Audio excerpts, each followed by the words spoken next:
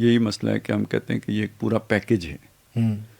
یہ کسی ایک چیز کو آپ لے کے چلیں گے نا کہ مال کے معاملے میں آپ کا رویہ یہ ہو جائے تو پھر وہ اس طرح کی چیزوں سے کاؤنٹر ہو جائے گا یا نیوٹرلائز ہو جائے گا. پورا پیکیج لیں گے. اب اس میں یہ بھی دیکھیں نا، ہم نے وہ باقی بھی تو ڈسکس کیے نا نیڈز جو بھی آپ کی ہیں. جیسے ابھی بات ہوئی ہے، آپ یہ کہہ رہے ہیں کہ جی میرا گھر 4 کنال کا ہونا چاہیے، میں نے بچوں کو یہ کرنا ہے، تو اس کا مطلب ہے ادھر بھی آپ کی اصلاح کی ضرورت ہے. وہ گھر کے بارے میں بھی آپ کا نقطہ نظر ٹھیک کرنے کی ضرورت ہے، بچوں کے بارے میں بھی آپ کا نقطہ نظر ٹھیک کرنے کی ضرورت ہے. تو اس سے جب ہم کہتے ہیں نا اسلام کامل نظام حیات ہے اور زندگی کے تمام گوشوں کے بارے میں اس نے رہنمائی دی ہے، تو یہ پورے پیکج کی بات کر رہے ہوتے ہیں. اسی لیے قرآن کہتا ہے یار آدھے کو مانتے ہو آدھے کو نہیں مانتے، یہ کیسے چلے گا؟ افتؤمنون ببعض الکتاب وتکفرون ببعض، تو نہیں چل سکتا. اس لیے کہا کہ ایک برائی بھی جو ہے نا وہ باقی پر بھی پانی پھیر سکتی ہے. بلا من کسب سیئۃ واحاطت بہ خطیئتہ. آپ نے کوئی اس طرح کی چیز جو ہے نا اب نارمل ہو گئی، اب اس نے پھر رفتہ رفتہ اس پورے نظام کو گھیر لیا، متعدی ہو گئی. وہ باقیوں کا جو تزکیہ ہوا تھا اس میں بھی تجزیہ داخل کر دیا اس نے. تو یہ اس کی کامل مثال ہے جو آپ نے سوال اٹھایا نا، کہ یہ پھر ایک جگہ سے بھی جو خرابی ہوتی ہے وہ وہاں پہ نہیں رہتی جب تک آپ اس کی اصلاح نہ کریں. وہ خرابی پھر پھیلتی ہے، وہ زندگی کے دوسرے گوشے کو اپنی لپیٹ میں لے لیتی ہے، اور یہاں تک کہ پوری زندگی جب اس کی لپیٹ میں آ گئی تو پھر وہ نتیجہ صفر ہو گیا. اور ساتھ یہ بھی ایڈیشنلی یہ اس چیز کو بھی ریئلائز کرنے کی ضرورت ہے کہ انسان کی ضروریات اور خواہشات 2 الگ الگ چیزیں ہیں. جی. اور یہاں پر جو قرآن میں ہے کہ وہ ہے کل العفو سے مراد ضرورت کی چیز کی بات ہے، نیڈز جو ہے. تو انسان پرابلم جس ٹریپ میں آتا ہے وہ اپنی خواہشات کو اپنی ضروریات بنا لیتا ہے، اپنی وانٹس کو اپنی بنا لیتا ہے. دیکھیں نا ہم نے ہر ضرورت کے ساتھ بھی لذت کے پہلو کو بھی تو دیکھا ہے نا.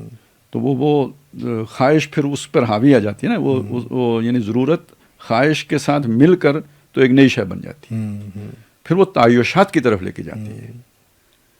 اب یہ 4 کنال کا گھر تو پھر وہ جو ہے نا ایک لگژری کی بات ہو گئی نا، گھر جنت بنانے والی بات ہو گئی. میں ابھی ایسی مثال سے آپ کو ایک بڑا مزیدار واقعہ سناتا ہوں، مجھے یاد آ گیا ابھی. یہ گزشتہ 1 ہفتہ پہلے کی بات ہے. میں پبلک سروس کمیشن کے نا انٹرویوز لینے گیا تھا مینجمنٹ سائنسز کے لیے، جو گروپ ہے اس کے لیے، مینجمنٹ گروپ کے لیے. تو وہاں پر جتنی بھی بچیاں آئی ہوئی تھیں ان کے سامنے ہم نے ایک آپشن رکھا، اور ہم نے یہ آپشن رکھا ان کے سامنے کہ آپ کی جو جاب ہوگی اس کی پوسٹنگ کبھی 2 سال بعد 3 سال بعد کسی ایک شہر میں ہوگی، 2-3 سال بعد کسی اور شہر میں ہوگی. تو آپ کے ساتھ پھر آپ کے بچے بھی سفر کر رہے ہیں، ان کی ایجوکیشن کبھی ایک اسکول سے اٹھائیں گے تو دوسرے اسکول میں ڈالیں گے. آپ کا ہسبینڈ ہے وہ اس کی بھی کریئر افیکٹ ہو رہا ہوگا، وہ بھی کہیں پہ ٹک کے نہیں بیٹھ سک رہا ہوگا. تو ایک سٹیج آتی ہے آپ کی لائف میں، سپوز کہ آپ کا ہسبینڈ جو ہے وہ آپ کو کہتا ہے کہ بھائی اب بس ہم نے تمہارے لیے جاب کے لیے بہت کچھ سفر کر لیا، تو اب تمہارے پاس ایک ہی 2 آپشنز ہیں، یا تو ہمیں چنو یا نوکری کو چنو. تو اب تم کیا فیصلہ کرو گی؟ اس پر ساری نا بچیاں جو تھیں وہ ایک کنسسٹنٹ سٹانس سب کا تھا کہ ہم اس کو منائیں گے، ہم منا لیں گے، ہم سمجھا لیں گے اس کو.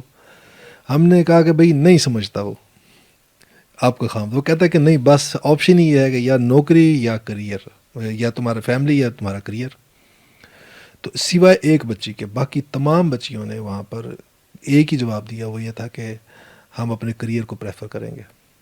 ایسے بندے کی ہمیں کیا ضرورت ہے جس کو ہماری اس زندگی کی اس ایفرٹ کی ریئلائزیشن ہی نہیں ہے، جو ہم نے محنت کی ہے پوری زندگی حاصل کرنے کے لیے.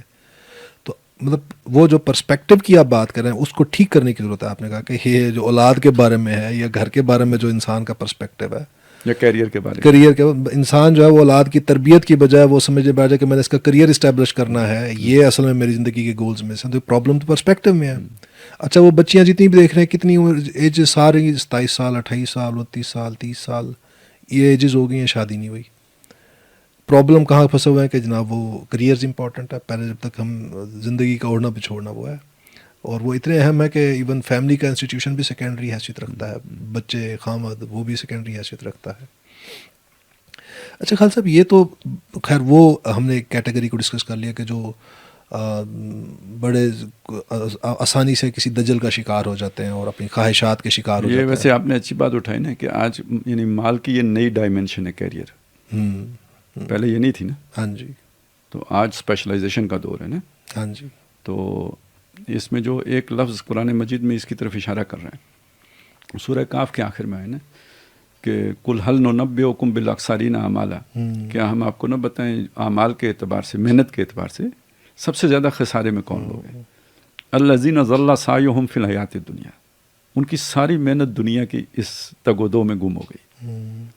وہم یحسبون انہم یحسنون صنعا، اور وہ یہ سمجھتے رہے کہ وہ اب یحسنون یعنی حسن سے ہے نا، بڑی حسین، اور سنا صنعت کاریگری کر رہے ہیں. یہ سنا ہی کا لفظ ہے جس سے صنعت بنی ہے، صنعت کاری، اور اسی سے مصنوعی بنا ہے، اسی سے تصنع بنا ہے. اور یہاں سنا کا اگر آپ یعنی وہ نکالیں نا، ایسنس جو نکلتا ہے نا، وہ اسپیشلائزیشن نکلتا ہے. کہ اصل میں دیکھیں سنا کا بھی جب ویسے کسی جگہ یسنعون قرآن مجید میں آئے ہم ترجمہ عمل کرتے ہیں، یفعلون کا ترجمہ بھی عمل کرتے ہیں، جو کام وہ کرتے ہیں. یا مالون بھی وہی ہے، وہ بھی عربی کا ہی ہے. عمل بھی، عمل، فعل، صنع یا سنا. تو لیکن یہ کہ جب آپ اسے لغوی طور پہ علیحدہ علیحدہ کر کے دیکھیں گے تو فعل اس عمل کو کہیں گے جو غیر ارادی ہو، عمل اس کو کہیں گے کہ جس کے پیچھے آپ کا ارادہ شامل ہو، اور سنا اس عمل کو کہیں گے جس کے پیچھے آپ کی محنت، آپ کی جسے کہتے ہیں ریاضت، یعنی محنت بھی تھوڑی سی محنت نہیں، ریاضت وہ سنا ہوگا.